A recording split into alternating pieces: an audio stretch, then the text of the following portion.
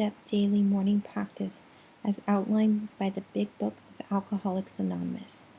I will read pages 86 through 88 of the Big Book. We will have 10 minutes to meditate, and then we'll dedicate 5 minutes to communicating to our higher power. On awakening, let us think about the 24 hours ahead. We consider our plans for the day. Before we begin, we ask God to direct our thinking, especially asking that it be divorced from self-pity, dishonest, or self-seeking motives. Under these conditions, we can employ our mental faculties with assurance, for after all, God gave us brains to use.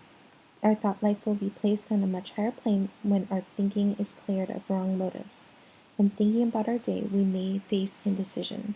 We may not be able to determine which course to take. Here, we ask God for inspiration and an intuitive thought or a decision. We relax and take it easy. We don't struggle. We are often surprised how the right answers come after we have tried this for a while. What used to be the hunch or the occasional inspiration gradually becomes a working part of the mind. Being still inexperienced and having just made conscious contact with God, it is not probable that we are going to be inspired at all times. We might pay for this presumption in all sorts of absurd actions and ideas. Nevertheless, we find that our thinking will, as time passes, be more and more on the plane of inspiration. We come to rely upon it. We usually conclude the period of meditation with a prayer that we be shown all throughout the day what our next step is to be, that we be given whatever we need to take care of such problems. We ask especially for freedom from self-will and are careful to make no requests for ourselves only. We may ask for ourselves, however, if others will be helped. We are careful never to pray for our own selfish ends. Many of us have wasted a lot of time doing that, and it doesn't work. You can easily see why.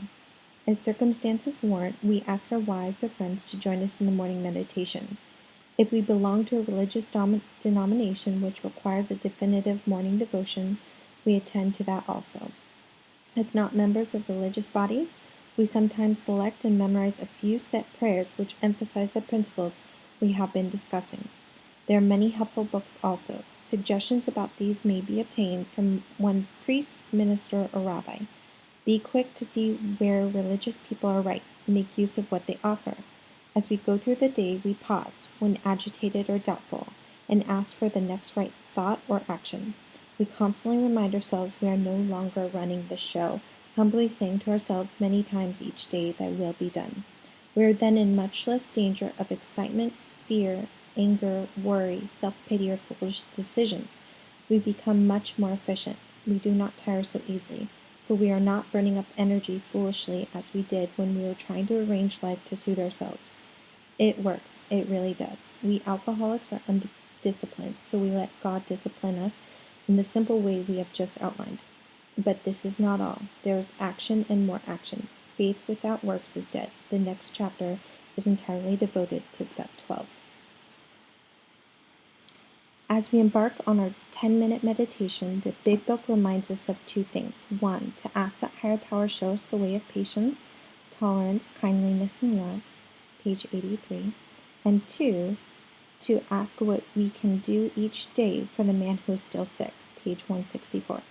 Let's begin.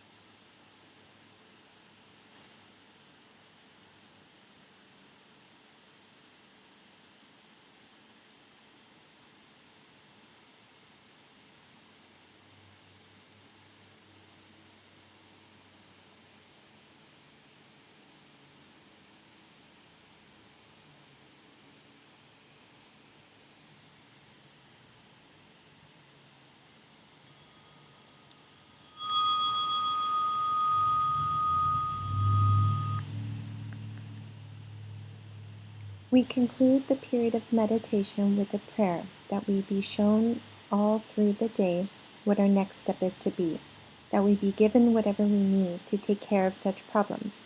Now we will have 5 minutes to write our gratitude, prayers, prayers for people you resent, or a stream of conversation with higher power.